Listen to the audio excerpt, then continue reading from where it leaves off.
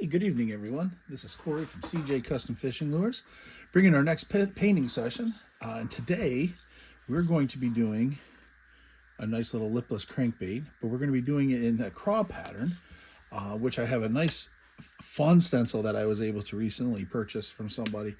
And it is, I'll give you the name, I think it's JCV. Make sure I do link it. But it's a wonderful pattern to use. We're going to get started here. Now, typically when we start out painting these blanks, and this is I believe it's just about a 3-inch lipless. It's just a regular knockoff lipless crankbait. It looks in the very old rattle trap, almost like the Bill Lewis rattle trap style. Usually it will start, but I would throw on a layer of Createx opaque white, and then I put a layer of Createx pearl white on top just to give it a nice little base coat, nice little shine. And I have already done that.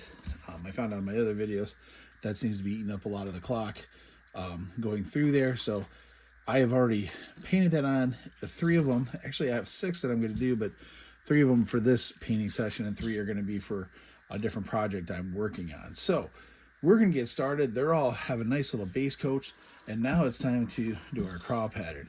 And so our next color that we're going to be going with, I'm going to be doing transparent orange.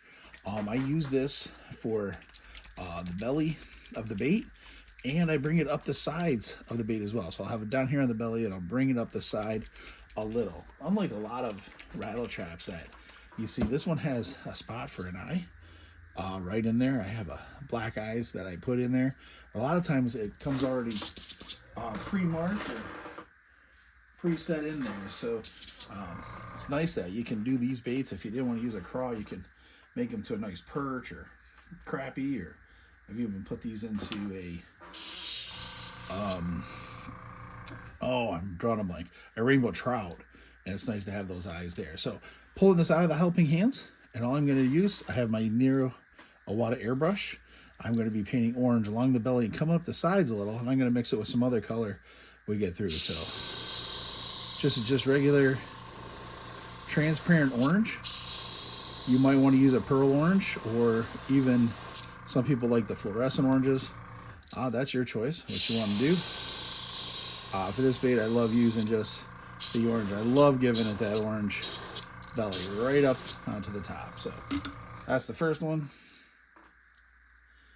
And as we get going, if I feel like it's taking too much time as I do 3 of them, then I will probably fast forward through the painting of the other ones. I hope that you're watching here. I hope if it's your first time and you like what you see, please like and subscribe to the videos. If you're coming back because you like what you see, please give me some feedback on this. Constantly keep researching different colors, keep researching different things to use and to try. This is just a standard crankbait color, or rattle trap color, that I like to use when I'm out on the water.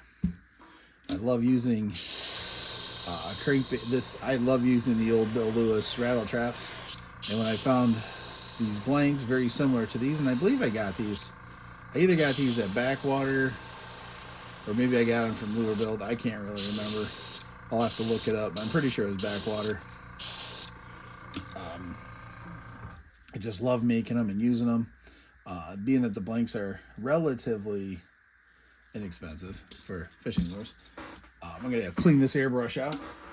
I picked up a bunch and painted a bunch for a show that I did this past summer, and then painted a bunch for me because I like using them. So I get using these usually early in the bass season, at least at our lake. They really love the rattle traps and getting them going with the color. So I have the orange on there. Now what I'm going to do is I'm going to use iridescent yellow. It's by Createx as well, but it's iridescent yellow. I like this because it gives it a different kind of look. As you can see on the bait already, I do have a little bit of a pearl white on there. This is just going to add to that. It's a nice little look. I like to vary sometimes the colors I use. I do love using iridescents and pearls. Now with this, I'm just going to cover the whole lure and bring it down to blend it right in with the the orange. So I'm just going to go right over the top. Somebody asked me the other video that I did that they wonder why I don't thin my paint or put a little more thinner in the cup. And that's a great question, because a lot of people I do put a lot of thinner in. I tend to shoot my stuff at a little higher pressure because I feel comfortable doing it. So that's what I learned, and probably learned it wrong at a very, very early time. But it feels comfortable, and I've learned to control the pressure. And I take the words of, you know, that fishing pro, Mike Iaconelli, when people are complaining about how he would throw his fishing rods down and his equipment in the boat. And he's like, they're my tools. I know how they use. I know how they work. And I'm going to use them accordingly. And so these, as I look at it, these are my tools. And I need to know how they work. And I have to be comfortable using them. And I've tried other airbrushes, and this is the one I feel most comfortable with. So that's why I've used a Masters airbrush. I've used, tried even some really inexpensive ones off of Amazon. They worked really good, but this Niawata is the one that I've developed a pretty good relationship with. So I just keep using it. So right here we got right on there. So it almost looks like we're doing like a sunrise pattern with this bait. So we have the orange on and we have the yellow. A lot of times if I was going to do like, you know, sunrise, I might bring the red right on top, and you can do that too. That would look really sharp, especially for that early time of year when the bass are focusing on the red.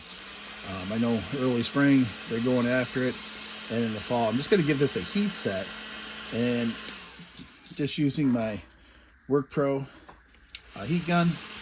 I try not to hold it in place too long. I was working on a bait today and I did that and caught it before I zone it out, and I almost could start seeing it start to crack. So pulled it away and was able to touch it back up. So that's why you'll see me, I'm shaking it a lot just to keep it moving around the bait so it doesn't lock into one spot, heat it up too much, and crack the bait. Funny story about that. One time, and I was painting one of my top water ploppers, and or my son was painting, one of us was painting it, and put the heat gun on it, and we melted the blank, started melting it, and it was like, oh my goodness, did we ruin it? Well, we found that the prop still spun, so we kept painting it, and then my son took it out, used it, was catching fish. So as long as you don't mess with the action, it just gave it a different look. So our next color we're going to put on this one is a color I love to use from Koreatex. It's from their Wicked line. It's called Detail Burnt Orange. I really enjoy using this color. I love that burnt orange look, and I love spraying burnt orange over the yellows too. Really makes it nice little contrast in color. Now this color, these detail colors, these are ones I have to thin down a little. We have a love-hate relationship, these detail colors. So you'll see me fight with these guys, but just gonna right over the top. Gives it just such a nice little color. I'm just gonna go front to back, sometimes there, and I'm gonna bring it down about halfway to the bait. And notice I'm putting it at an angle. I'm not putting it right on, straight on. I'm bringing it down the shoulder, letting some overspray do some work. It just gives off a really cool color. I'm going to do behind that fin, right on the tail end. I really like how this color comes out because it allows me to keep the yellow in there, which I really enjoy doing, and put that nice little color. And I am going to put another color on top, but it gives it a nice little texture underneath. So there's how that came out. Really nice look. I might actually do a little more up on the face up here.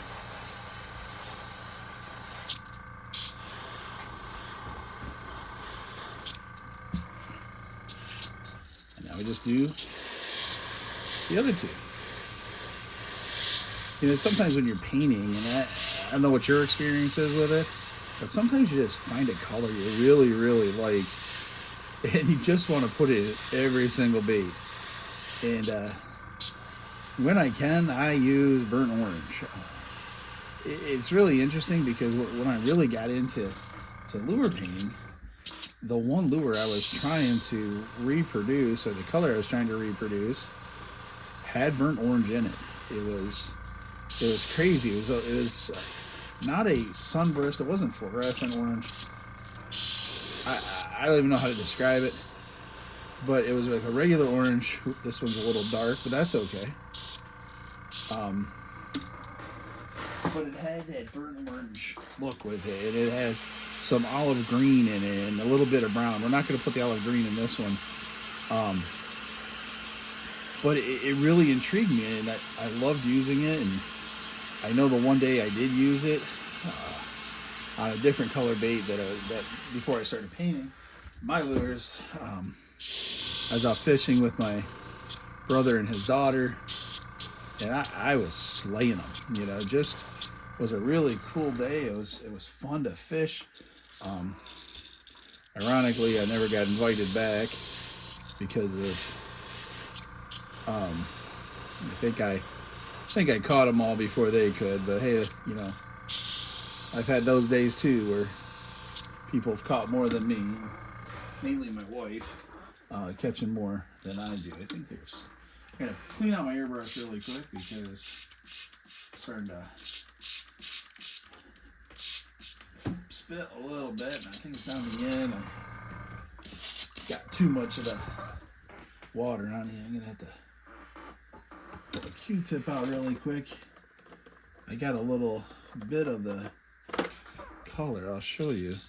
It's running down that side. That's not the look I'm looking for. So, just gonna take a Q-tip. Dab it up a little bit. I'm going to try to be careful because I don't want to pull the yellow off, which it's doing just a little bit. But I don't want those big blotches. Now, granted, I'm going to go over with another color, but we don't want that. Going to give it a quick heat set. So I found when this happens, and someone like, oh, I'll just paint it with another color. Well, it's still wet and it's still pooled up. The moment you blow air on it, it's going to blow around, and it's going to be frustrating because you're watching your hard work go right down the drain when that happens. So we just got to do a little bit more on this one. I'm trying to think. I think that the bait I was using, I'm going to check for a little tip dry here really quick. Sometimes it gets dried up here on the tip. Some people have a sponge that they can dip right in there and it cleans it out. I usually just take my rag and just be careful, don't bend your needle, and then you're in a sad state of affairs. But that color I was looking for is a Craw pattern of it by Strike King. I think it was on one of the KVD not the sexy shad, but it was a red eye shad line. But it was a beautiful bait. Caught me a lot of fish, and it was one of those baits for you dads out there, or you fishermen, that it was a hands-off kid. You don't get to use this one. And I have a few of those baits in my box. Well, I used to. My youngest being 16, they're able to handle it a little better. So, all right, getting it on there. Got some little splatter marks. To do that, I am going to come back with another color, so I'm not too worried about it. Just going to give it a little texture dot. There we go. So yeah, that's what we're going to do with that color there. It just, like I said, I like to use that color whenever I can. Now what I'm going to do now is I'm going to come across the top of it and lightly down the sides with a little of dark brown. I'm not going to try to go too heavy on it. I am going to put some paint shifter on this, of course. You know, if from watching my videos, I love to do paint shifter on my baits. And if you're not using paint shifter, maybe you've not tried them, maybe you don't have access to them, and that's legit. But it does give you a totally different look to your bait. So I'm just going to take my transparent dark brown. Just going to start by going right over top. Try to go light because I don't want to necessarily lose my orange that I worked so hard to put on there, but I do want the top darker, and I don't necessarily want to use black because the lines for the craw are going to be black. So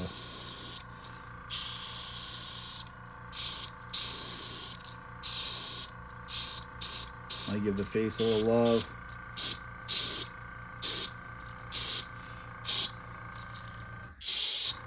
All right.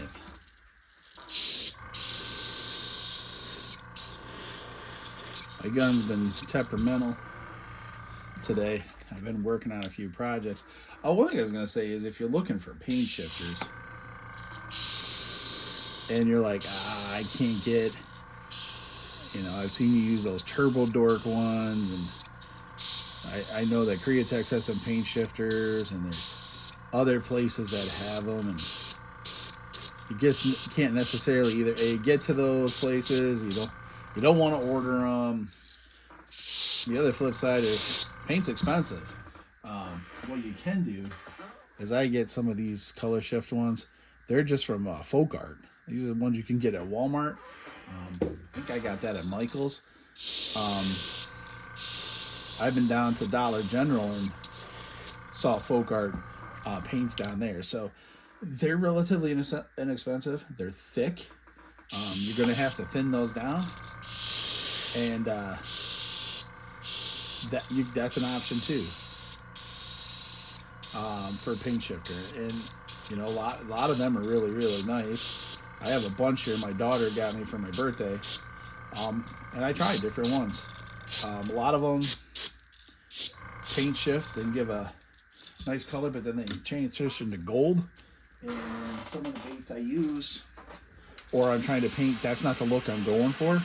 But I do have some that I'm like, yeah, this needs to be gold. I think I did a swim bait just the other day. It's like, ooh, I could use purple and gold. And sure enough, I had a purple over there that shifted to gold in the light. So, and if you want to see really a great video about paint shifters and what they can do, look over at Jekyll Baits, Jen Kervassi. I just watched her workshop updates. The recent one she just posted.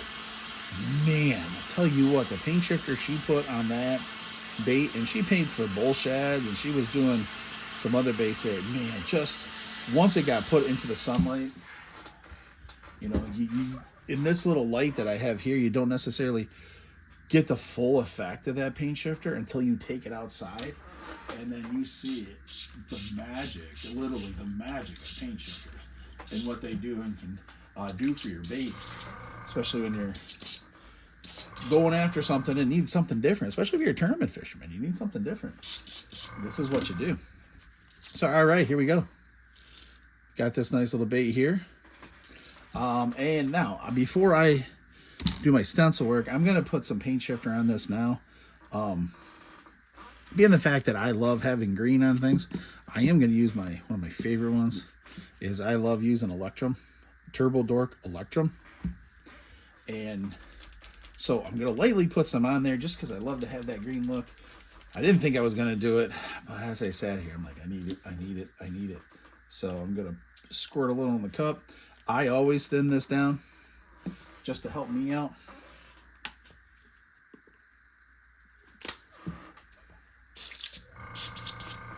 So just a little bit.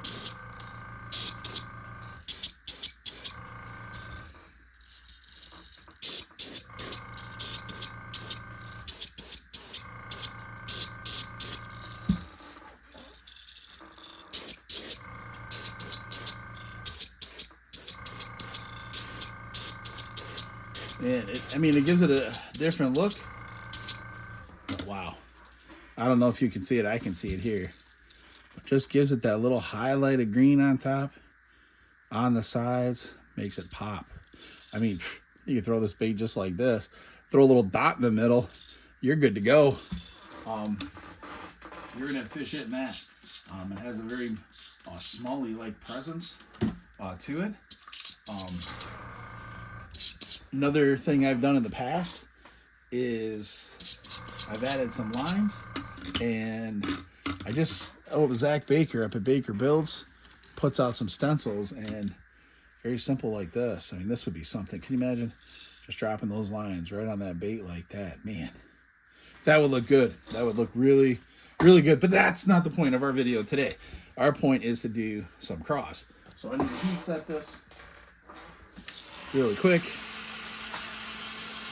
And we're going to get this in the stencil that I was hoping to show. I contacted, I believe the guy's name is John. And he 3D printed this. Now, it was interesting. He's out of Singapore, so it took a little bit to get here. But I saw him in the Facebook group. I said, I need to check his stuff out. And he made me, check this out, a 6 capacity mold across. So obviously we lay it in there, we close it, and we spray from side to side. I am going to clamp it down as I do this, but just going to lay these in here and spray them up.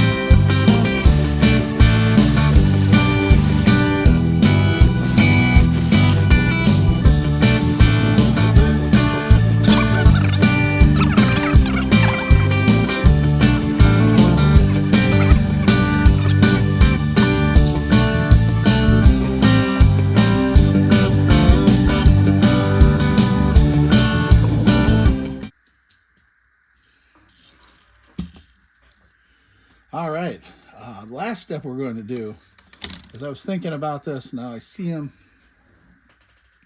is just in the face region right here.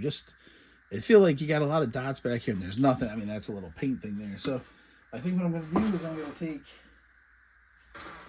my stencil here with my dots, and I'm going to add some little modeling up underneath I think I'm going to use the little ones, just not a lot, just a little. Oh yeah, look at that, right under there. That looks really, really, really good.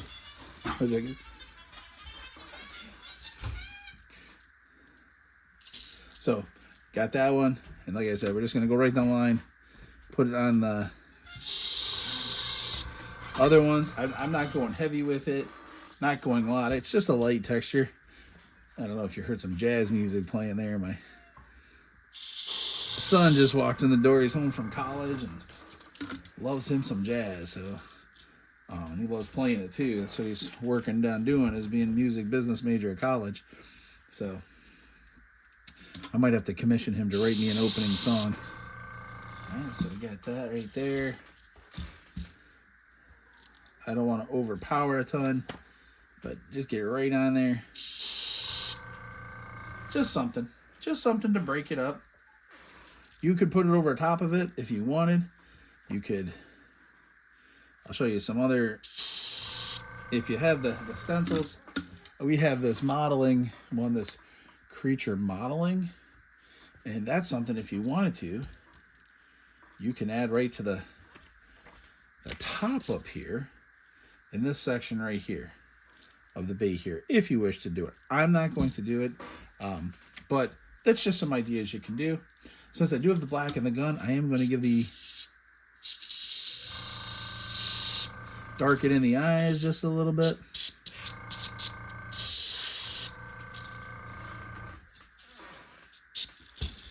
Gun's starting to get a mind of its own here.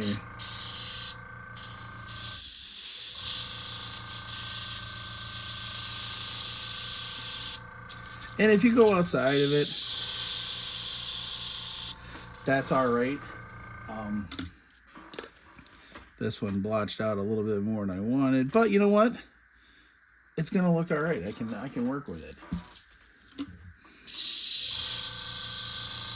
Remember what Bob Ross said: not mistakes, just happy little accidents.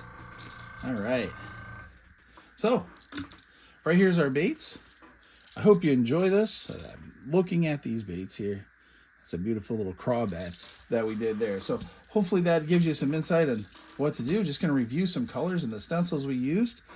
Again, before we even started painting, we did opaque white, followed by some pearl white, both by Createx, to get the base coat on there. Then we hit the bottom with some transparent orange. Then we blended on the sides with, from Createx, iridescent yellow. Then on top of that, we threw some wicked detailed burnt orange. Then we covered the top with some transparent dark brown. Had to throw in our Turbo Dork paint shifter, and we used the Electrum color. And then we dropped our baits in our stencil made by JCV. And like I said, I will put his link in there. It's amazing stuff he does. It's just not fishing stuff he works on. Does others as well. Using our pearl black, we shot the pattern on there. And then afterwards, we used our little stencil here to add the dots to it. So I hope you enjoyed watching this. Hope you got some ideas. You can freehand cross stencils on there you want. I'm still practicing that. I'm not being as consistent as I want to be, so that's why I kind of use the stencil until I get a little better at it. But I hope you learned something, and I hope you found something you could take away. And remember, the use of the pattern doesn't have to be just for cross. You could, like we said, put some stripes on it, put the shad dot on it if you want, and you got a different bait altogether. So if you like what you see, please please subscribe, and hit the bell for notifications. And just want to say that this is Corey from CJ Custom Fishing Lures, where we make serious baits for serious fish.